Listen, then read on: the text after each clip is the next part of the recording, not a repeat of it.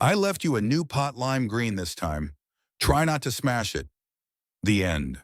I'm Sarah, 34, and I live in a quiet suburban neighborhood in Ohio where the lawns are manicured. The mailboxes are uniform and Karen. Yes, that Karen rules like a self-appointed dictator. My little corner of Maplewood Lane was peaceful until she moved in 2 years ago, armed with a clipboard, a superiority complex, and an obsession with neighborhood standards. Karen's the kind of person who measures your grass with a ruler and leaves passive-aggressive notes if your trash cans are out 5 minutes past pickup. But this story isn't about her usual nonsense. It's about the time she crossed a line so personal, I had to get even, and I did it with style. My pride and joy was a small terracotta plant pot on my front porch home to a thriving lavender plant. It wasn't just any pot. My mom gave it to me before she passed away 3 years ago. She'd painted it herself with tiny sunflowers along the rim, and every time I watered that lavender, I felt her with me. It was my little piece of her sitting proudly by my door. The pot wasn't flashy, but it was mine, and it meant everything. Karen, of course, had other ideas. One Tuesday morning, I stepped outside to water my lavender and froze. The pot was gone. Vanished. The spot on my porch where it had sat for years was just empty. My heart sank. I thought maybe a raccoon had knocked it over, or some kid had swiped it as a prank, but there wasn't a single shard of terracotta or a speck of dirt. It was like the pot had been surgically removed. I was gutted, not just because it was stolen, but because it was Mom's pot. I spent the morning searching the yard, the alley, even knocking on neighbors' doors. Nothing that evening. I remembered the security camera above my front door. It's one of those cheap Ring knockoffs, but it records 24/7. I pulled up the footage from the night before, and there she was, Karen in her signature cardigan and pearls, sneaking onto my porch at 2 a.m. like some suburban ninja. She didn't even hesitate, just grabbed the pot, tucked it under her arm, and scurried off. I was livid. Who does that, steal a neighbor's plant pot in the dead of night? I rewatched the footage 3 times, my blood boiling each time she smirked at the camera like she knew she'd get away with it. The next day, I marched over to Karen's house ready to demand my pot back. She answered the door with that fake smile she reserves for HOA meetings. "Oh, Sarah, how can I help you?" She chirped like she hadn't committed a felony. 12 hours earlier, I cut to the chase. "Karen, I have you on camera stealing my plant pot. I want it back." Now her smile didn't even flicker. "Oh, that old thing, it was an eyesore, dear. Didn't match the neighborhood's aesthetic. I did you a favor by removing it." "You're welcome." I stood there dumbfounded as she shut the door in my face. An eyesore, my mom's hand-painted pot. The audacity was unreal. I went home fuming and checked the footage again, hoping I'd missed something. That's when I noticed Karen hadn't just taken the pot, she dumped my lavender plant in the gutter down the street. I found it later that day, roots exposed, wilting in the dirt. That was the moment I snapped. This wasn't just about a pot anymore. It was about disrespect, about Karen thinking she could trample over people's lives without consequence.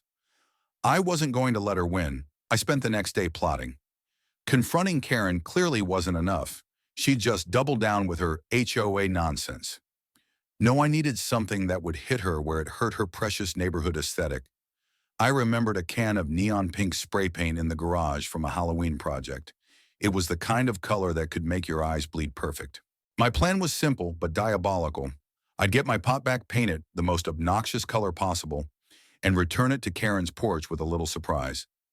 Step 1 was retrieval. Karen's backyard was Fort Knox, motion sensor lights, a privacy fence, the works. But I'd noticed she always left her side gate unlatched. That night I slipped into her yard with a flashlight and found my pot stashed behind her compost bin, still intact but covered in dirt. I carried it home like it was the Holy Grail, whispering apologies to Mom for letting it end up there. Once it was clean, I got to work. I sprayed that pot neon pink until it glowed like a radioactive flamingo. Then for good measure, I added a handwritten sign, "Enjoy your new decor. Karen loved Maplewood Lane." Step 2 was delivery. I waited until 1 a.m. when the street was dead quiet and crept to Karen's porch. I placed the pot front and center sign and all, and set up 2 small battery-powered cameras I'd bought on Amazon. One was hidden in her azaleas, the other in a fake rock by her steps. I wanted every second of her reaction recorded. As I snuck back home, I felt a mix of adrenaline and glee. This wasn't just revenge, it was justice. The next morning, I was glued to my phone watching the camera feed. At 7:12 a.m., Karen stepped outside to grab her newspaper and stopped dead. Her face went from confusion to horror to pure rage in about 3 seconds. She read the sign, looked around like she was being pranked, and then here's the shocker, grabbed a broom and started smashing the pot to pieces. I mean, full-on psychotic meltdown, screaming about vandalism and disrespect. She didn't know she was starring in her own viral video. Neighbors started peeking out their windows, some filming with their phones. It was glorious. By noon, the footage was everywhere. I'd uploaded it to the neighborhood Facebook group with a polite caption. Just wanted to share what happened to my late mother's plant pot. Thoughts, the comments exploded. Karen's lost it. She stole it and smashed it. Sarah, you're a legend. People I hadn't spoken to in years messaged me offering support and sharing their own Karen horror stories. One neighbor even dropped off a new lavender plant saying, "Your mom would be proud."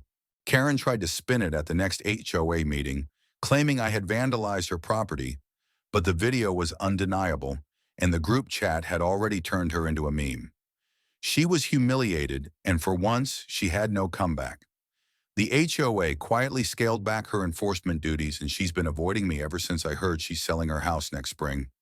Good riddance. I didn't just get my revenge. I got my dignity back. That pot was more than clay. It was a piece of my mom, a reminder to honor the people who matter. Karen thought she could take that from me, but she underestimated what happens when you mess with someone's heart. The neon pink was my way of saying, I see you and I'm not invisible, to my neighbors who rallied around me. Thank you. Your kindness reminded me that even in a world full of Karens, there's still good out there. And Karen, if you're reading this, check your porch.